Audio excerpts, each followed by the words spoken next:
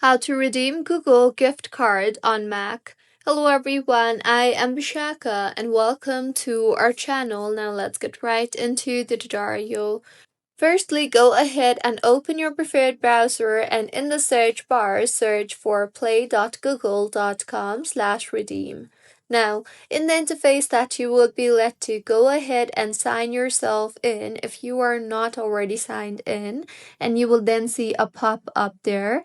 So go ahead and enter your promo code or the gift card that you have that you want to remove and then tap on the redeem option you see there. And with this, if the gift card that you entered is correct, then your gift card will be redeemed successfully. So this is how you can redeem Google Play gift card. If you find this tutorial helpful, please like the video and do comment if you have any queries.